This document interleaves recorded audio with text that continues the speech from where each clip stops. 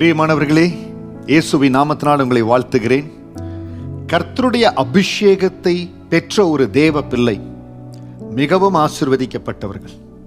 கர்த்தருடைய அபிஷேகத்தை பெற்றிருக்கிறீங்க. தேவனை இருதயத்தில் ஏற்றுக்கொண்டு ஆண்டவருக்காய் வாழும்படியாக ஒப்பு கொடுத்திருக்கிறீங்க. கர்த்தர் கரம் உங்களை மகிமையை ஆசீர்வதிக்குங்க. அந்த அபிஷேகத்தின் மேன்மை குறித்து இந்த நாளில் ஆபகுக் 3:13 ஆண்டுடைய வார்த்தையை உங்களுக்காய் கொண்டு வருகிறேன். உமது ஜனத்தின் ரட்சிப்புக்காகவும் நீர் அபிஷேகம் பண்ணுவித்தவனின் ரட்சிப்புக்காகவுமே நீர் புறப்பட்டீர். கழுத்தளவாக அஸ்திபாரத்தை திறப்பாக்கி துஷ்டனுடைய வீட்டிலிருந்து தலைவனை வெட்டினீர். உமது ஜனத்தின் ரட்சிப்புக்காகவும் நீர் அபிஷேகம் பண்ணுவித்தவனின் ரட்சிப்புக்காகவுமே.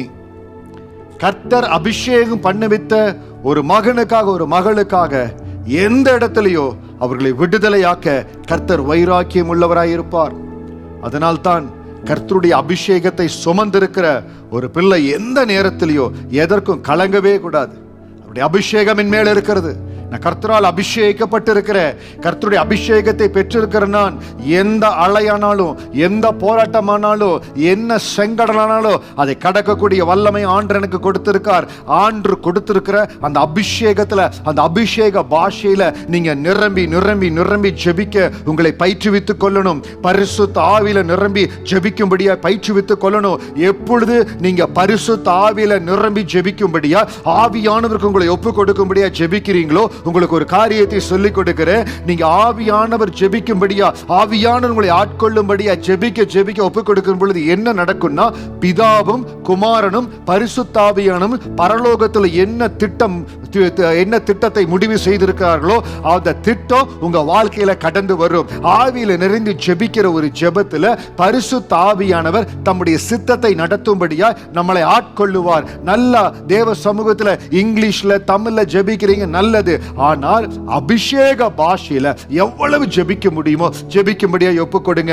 ஆண்டுடைய வார்த்தை சொல்றது, நீர் அபிஷேகம் பண்ணுவித்தவனின் ரட்சிப்புக்குமாகவே நீர் புறப்பட்டீர். அந்த அபிஷேக பாஷை, தேவன் கொடுக்கிற அந்த அபிஷேக வல்லமை நம்ம வாழ்க்கையில் அதிகமா பயன்படுத்தணும். ஆராதனையில, ஆலயத்துல கொஞ்ச நேரம் அந்நிய பாஷையில பேசுறோம், அது மட்டுமல்ல, தனி ஜெபத்துல வீட்டுல தினமும் பேசணும். விசேஷமாய் ஊழியம் செய்கிற தேவ பிள்ளைகள் அந்நிய பாஷையில எவ்வளவு முடியுமோ அதுல இணைந்து, ஆவியானவரோடு இணைந்து பேச பேச நீர் அபிஷேகம் பண்ணுவித்தின் ரட்சிப்புக்குமாகவே அந்த அபிஷேகத்தினுடைய மேன்மை பெரிது. ஒரு முறை நான் வேலை செய்கிற நாட்கள்ல நான் போயிருக்கிறது புதிய இடம். அந்த புதிய இடத்துல எனக்கு ஒரு சில மனிதர்கள் விரோதமா எழும்பி ரொம்ப கஷ்டத்தை கொடுக்கும்படியா காரியங்களை செய்தாங்க. நான் செய்த ஒரே காரியம், காலையில் எழுந்து ஜெபிக்கிற வேளையில எனக்கு தெரிந்த அளவுக்கு அந்த நாட்கள் ஆவிக்குரிய வாழ்க்கையில வளர நாட்கள அபிஷேகத்துல ஜெபித்து கடந்து போனேன். பாத்தீங்கன்னா எனக்கு முன்பாகவே கர்த்தர் அந்த இடத்துல தேவ தூதர்களை ஆயத்தப்படுத்தி அந்த மனிதனுடைய நாவு கட்டப்படும்படியா எல்லாவற்றையும் ஆண்டு பொறுப்பெடுத்தார். நீங்களும் முயற்சி பண்ணி பார்க்கலாம். எந்த இடத்த ரொம்ப டிஃபிகல்ட்டா இருக்குது, ரொம்ப டஃப்பா இருக்குது சந்திக்கணும்னு நினைக்கிறீங்களோ, அபிஷேகத்தில் நிறைந்து கடந்து போய் பாருங்க. உங்களுக்காய் தேவன் தேவ தூதர்களை அனுப்புவார். பரத்திலிருந்து ஒத்தாசை கடந்து வரும், மகிமையான காரியங்களை செய்வார்.